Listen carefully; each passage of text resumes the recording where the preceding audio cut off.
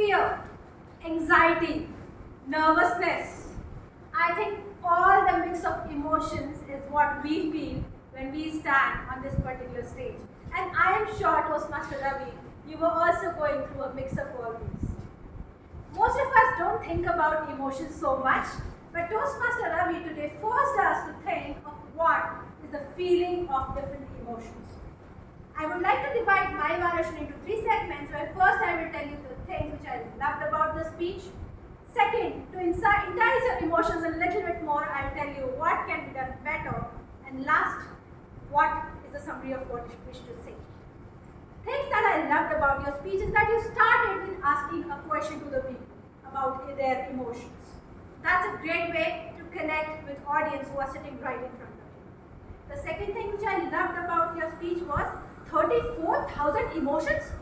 That was a news to me, frankly. I wasn't aware about it. How many of you were? And the third thing which I loved about your speech was that you had two stories where you tried to explain your emotions of happiness or fear or when you said how you felt when you saw your baby.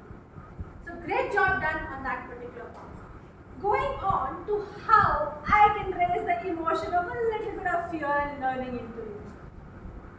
Few things which I found missing and can enhance the emotion of happiness and understanding of this particular speech would be when you were telling the story about seeing your kid, because your project was about vocal variety and body language, you could have said it in a manner, I was so excited to see my daughter.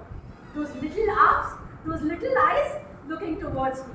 And that would create the same emotion in us as well because we will be able to feel it.